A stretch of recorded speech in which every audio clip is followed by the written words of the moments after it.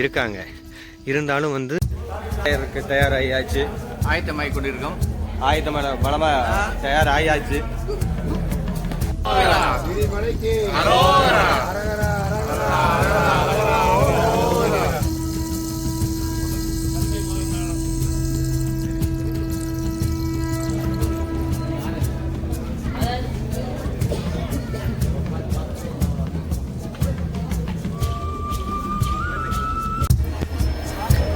வெற்றிகரமாக முதல் மலைக்கு வந்துட்டேங்க. முதல் மலைங்கிறது வந்து வெள்ள விநாயகர் கோயிலுங்க. இந்த இப்போ நீங்கள் பார்த்துட்டு இருக்கிறது வெள்ள விநாயகர் கோயிலுங்க. சரியான குளிருங்க மேலே. ஆனால் ஏறி வந்ததுக்கு குளிர் அந்தளவுக்கு ஒன்றும் காட்டமாக காமிக்கலை. நல்லது ஒரு முறையில் தான் இருக்குது. சுற்றி இருட்டு. நம்ம சுற்றி இருக்கிற பேட்டரி லைட் மட்டும்தான் நமக்கு வெளிச்சமே. இப்போ காலையில் பார்த்தீங்கன்னா ஒரு 5:45 மணி இருக்கும். சுற்றியும் பாருங்க, எல்லாம் பேட்டரி லைட் வெளிச்சம் மட்டும்தான் தெரியும். ஆனால் மேலே ஒரு நல்ல ஒரு பாசிட்டிவான வைப்ரேஷனுங்க. அற்புதமான அமைப்பு. எல்லாத்துக்கும் வாய்ப்பு இருக்கும் பொழுது தவறாமல் ஒரு தடவையாவது வந்துடுங்க.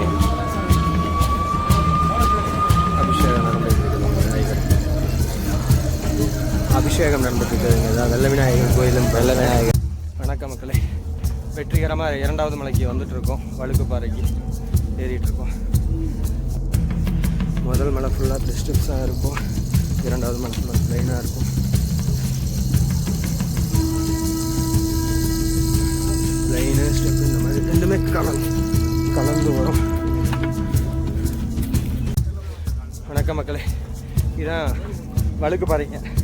அந்த காலத்துலேயே நம்ம முன்னோர்கள் எந்த அளவுக்கு வந்து அறிவார்ந்து இங்கே பாருங்கள் படியை வெட்டி வச்சுருக்காங்க இந்த பாறைக்கு மேலே. இங்கே முன்னாடி ஏறினா வழுக்குமா, அதனால தான் பாறை வெட்டியில் வச்சுருக்காங்க படிக்கட்டு மாதிரி. இந்த பாறையோடைய பேர் வந்து வழுக்குப்பாறை. இந்த பாறை முன்னாடி வழுக்கிட்டே இருக்கும். இந்த பாறை மேலேயே ஏற முடியாது. அதனால தான் இப்போ படிக்கட்டு வெட்டி இப்போ பாருங்கள் எவ்வளோ ஸ்லோவமாக ஏறி வராங்கன்னு. அதுன்னா யானைச்சாணிங்க. யானைச்சாணி எழுதிட்டுருக்காரு. இயற்கையினுடைய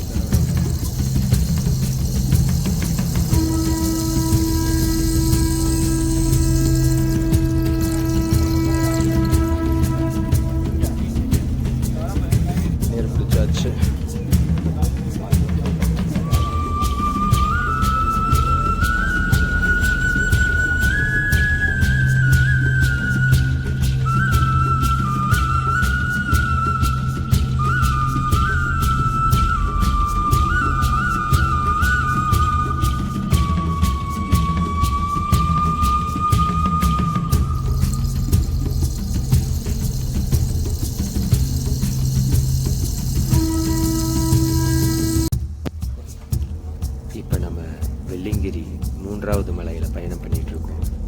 காட்டுக்குள்ள காட்டுக்கோழி. இதுதாங்க காட்டுக்கோழி. நல்லா பாருங்க, எப்படி பார்க்குறீங்க.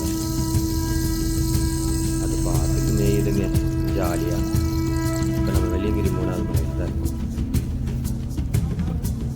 வணக்கம் மக்களே, இப்போ 3வது மலை ஏறிக்கிட்டு இருக்கோம். கொஞ்சம் படித்தெடுத்த பாருங்க. அதனுடைய தடை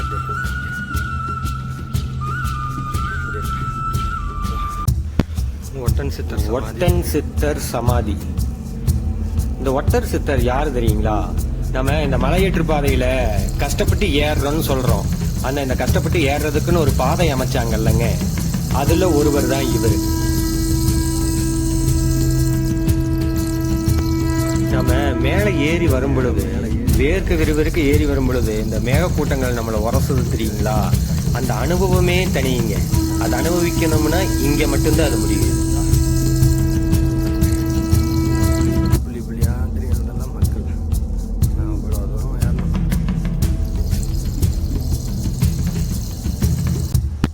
பீமன் களி உருண்டை. அங்கே ஒரு மிகப்பெரிய பாறை இருக்குது இல்லைங்க, அந்த பாறை பெயர் தான் பீமன் களி உருண்டை. இது வந்து இப்போ நம்ம நடந்து வர பகுதியை வந்து சீதாவனம் அப்படின்னு சொல்கிறாங்க. இந்த இடத்துல இருந்து அப்படியே நகர்ந்து வந்தோம்னா பீமன் களி உருண்டை நமக்கு ரொம்ப பக்கத்துலேயே இருக்குதுங்க. இங்கே பாருங்க, பீமன் களி உருண்டை இவ்வளோ பெரிய கழிவுரண்டையா அப்படிங்கிற மாதிரி தாங்க இருக்குது இந்த பாறை. பின்னாடி பாருங்க பனி எப்படி ஏறி வருது. திருநீர்மலை வெள்ளியங்கிரியின் மற்றொரு அதிசயம் திருநீர்மலை. இந்த நிலத்தை கீரை அப்படியே மாவு மாதிரி திருநீர் எப்படி வருதுன்னு பாருங்க. இதை மக்கள் வீட்டுக்கு எடுத்துட்டு போய் பிரசாதமா மற்றவங்களுக்கு கொடுப்பாங்க, அவங்களும் நெத்தியில இடுவாங்க. இந்த பாதையை பாருங்களேன், அடேங்கப்பா அப்படிங்கிற மாதிரி இருக்குல்ல. இது வழியா தாங்க இறங்கணும். இது வந்து போகும்போது இருக்கிற பாதை, திரும்பி வரும்போது இதுல ஏறி மேல வரணும். ஏனுங்க, வெள்ளியங்கிரியின் 7வது மலை தரிசனம். மேக கூட்டங்களுக்கு நடுவே வெள்ளியங்கிரி மலையின் 7வது தரிசனம். காண கிடைக்காத அற்புத காட்சிங்க. இங்க வந்து இத பாக்குறதே தனி அனுபவங்க. அது பாருங்க மேகம் எப்படி மூடி இருக்குதுன்னு. அப்படியே மலையவே டக்குன்னு மேகம் வந்து க்ளோஸ் பண்ணிடுது. வெள்ளியங்கிரி மலையின் மற்றொரு அதிசயம் ஆண்டி சுனை. இந்த ஆண்டி சுனைக்கு நம்ம வர்றதுக்குங்க 6 மலைகளை கடந்து தான் இந்த சுனைக்கு வர முடியும். இந்த சுனைக்கு வரக்கூடிய நீரானது எங்கிருந்து வருது, இந்த நீர் எங்க போகுதுன்னு இதுவரைக்கும் யாருனாலையும் கண்டுபிடிக்க முடியலைன்னு சொல்றாங்க. இங்க தண்ணி ரொம்ப ஐஸ் கட்டியை விட மோசமா ஜில்லுன்னு இருக்குங்க. இங்க குளிப்பதன் மூலியமா தீராத உடல் உபாதைகள் ஏதாவது இருந்ததுனாலும் தீர்ந்துடும்னு சொல்றாங்க. உள்ள இறங்குற வரைக்கும் கொஞ்சம் பயமா இருக்கும். இறங்கிட்டோம்னு வச்சுக்கோங்க, அந்த குளிர் தெரியாதுங்க. நல்லபடியா குளிச்சுட்டு மேல வந்துடலாம். வணக்கம் மக்களே. நல்லா சுனையில் ஒரு புளியில போட்டு ஜம்முன்னு புளியில போட்டு இப்போ மேலே கிளம்பியாச்சு 7வது மலைக்கு. 7வது மலை பேர் என்னன்னு கேட்டிங்கன்னா கிரிமலை. வெள்ளியங்கிரி மலையின் பெரும் அதிசயம் தான் தோன்றி விநாயகர். தான் தோன்றி விநாயகர்னா என்ன நினைக்கிறீங்க? இது வந்து யாருமே செதுக்கல, பண்ணல, உளி வச்சு அடிக்கல. இயற்கையான முறையில தானா உருவானவர். சுயம்பு லிங்கம் கேள்விப்பட்டிருக்கிறீங்க. இது வந்து சுயம்பு விநாயகருங்க. இங்கிருந்து பார்க்கும்போது ஒற்றைக்கல்ல அங்கே தனியா தெரியுது பாருங்க. அங்கேதான், அதாங்க 7வது மலை. அங்கேதான் நம்ம போகணும். இது பார்த்தீங்கன்னா எங்கேயும் பைப் போட்டெல்லாம் தண்ணி வரலைங்க. சுனை நீர், இயற்கையான நீர். அங்கிருந்து குழாய் மூலியமா இங்க தண்ணி வர மாதிரி கொண்டு போய் குழாய் இங்கே வச்சு பைப்லேருந்து வரல. மேலே கிரிமலை பாதை தான் இருக்கிறதுலேயே வந்துங்க ரொம்ப டஃபஸ்ட்டு பாதை. பாருங்க அப்படியே யாருங்க பாருங்க, ஃபாரஸ்ட் ஆஃபீஸர் செய்கிறாங்க. திருத்தென் கைலாயம் 7 மலைகளை தாண்டி அற்புதமான ஐயனின் தரிசனம். காண கிடைக்காத காட்சி.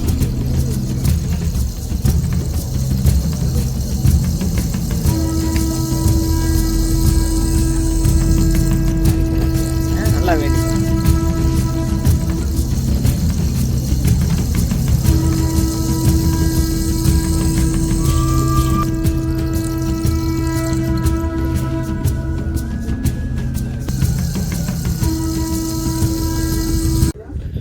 அருமையான தரிசனம் முடிச்சாச்சு. தரிசனம் முடிச்சுட்டு இப்போ நம்ம வந்து இந்த பலகார மேடைங்கிற ஒரு பகுதி, இந்த வழியாக போகணும். பலகார மேடை அங்கே தான் வந்து நம்ம வச்சு சாப்பிட்றது, இங்கே பண்ணுறது இதெல்லாம் பண்ணலாம். உங்களுக்கு பலகார மேடைக்கு போயிட்டு கண்டினியூ பண்ணுறேன். அதாங்க பலகார மேடை.